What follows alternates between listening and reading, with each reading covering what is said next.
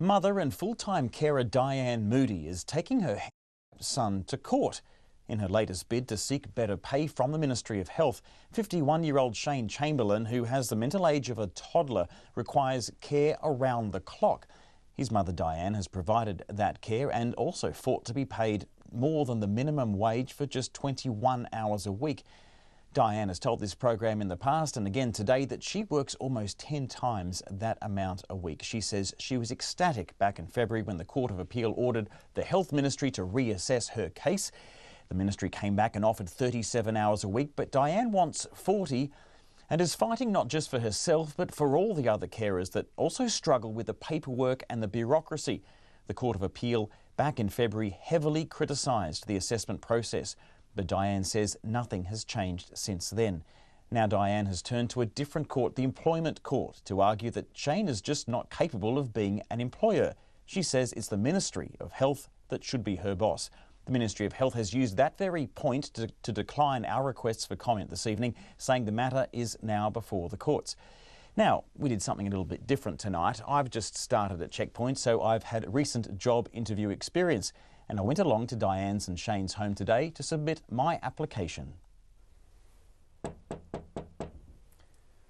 I'm here for my job interview. I'm a bit nervous, to tell you the truth. I've got my CV and I must say I've done a bit of volunteer work in the past, but this might be a little bit more. Hello. Hi. Alex is my name. Hello, Diane. Pleased to meet you, Diane. You're here for the job interview. I'm here for the job interview, yes. Well, do come the right in. place? Welcome, yes. Okay. Absolutely, come in. All right. Please sit down, have a seat. I'll sit here. I can be sort of grilled by the panel. I imagine the boss is going to turn up at some stage. Yes, really, you know, Shane is the boss, of course, of all this. I am the employee at this stage. Walk me through a bit of my standard day. When do I start? Well, this morning, the first toilet started at 4:54, because, you know, the clock's beside the bed, so I know. So it could start at 2 o'clock in the morning if Shane's had a bad night, or he's got bad reflux, or he goes to the toilet, or who knows. So, you know, you could really, any hour of the day or night. So there could be any start and finish times? Absolutely, yes. But of course, if he's up at 2 o'clock in the morning, that could be for the whole day, you know, may not go back to bed. So, you know, as long as you don't need a lot of sleep, you'll be right.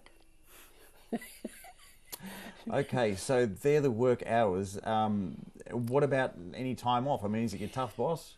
Well, he's really a lovely guy, as you'll see when you meet him.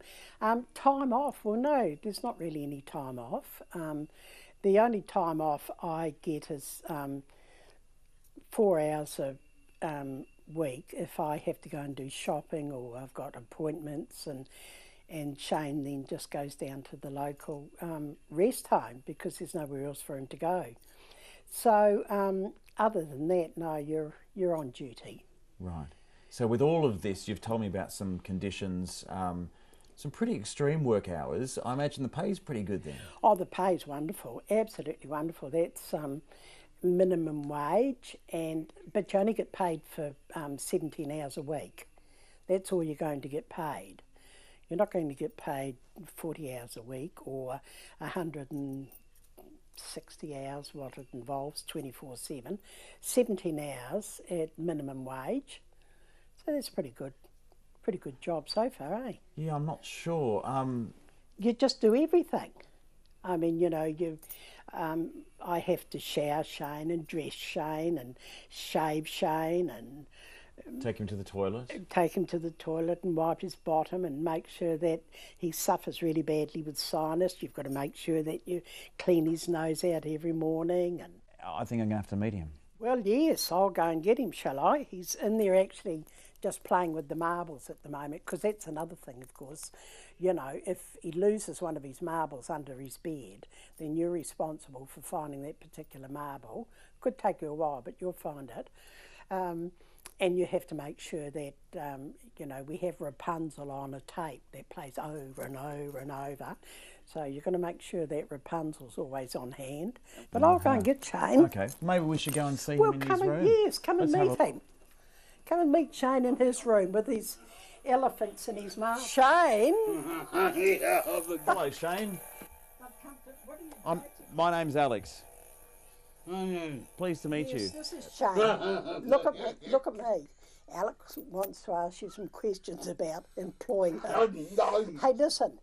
Do you think I'm doing a good job looking after you? What if I replaced your mum and you were my boss? A bastard. Are you the boss? I think he just called you a bastard. We haven't got off to a great start. It would be so simple because the ministry just need to be the employer. After all, they pay me my whole 17 hours. So they need to be the employer. What's your message to them? Just, do the right thing. Do the right thing. I mean, I said to the David, the Minister of Health, I'm quite happy for him to come and meet Shane. I don't know, perhaps he thinks he is a good employer. But, and that's why, of course, we're going to the employment relations, going to court there. Pretty bad when you've got to take your handicapped son to the court, isn't it? But what else can you do? If you can't get through to them, you've just got to keep on and on and on. It's not a job that people would line up for. No, it's a vocation. It's a calling. It is a calling, but it yes. needs to be paid. Well, yes, I think it really does, doesn't it? But of course, it's just not Shane and I. I mean, it's all of us who, want our people to live at home and have a good life and that's where we're at, aren't we, Shane? Yeah. Do you enjoy being a boss? No. You don't? But will you be my boss? No. No? No. You're happy with your current employee? Yeah. Oh, you're a hard case, Shane, aren't you? Diane Moody there with her son Shane Chamberlain, an extraordinary woman doing extraordinary work on Suffrage Day as well.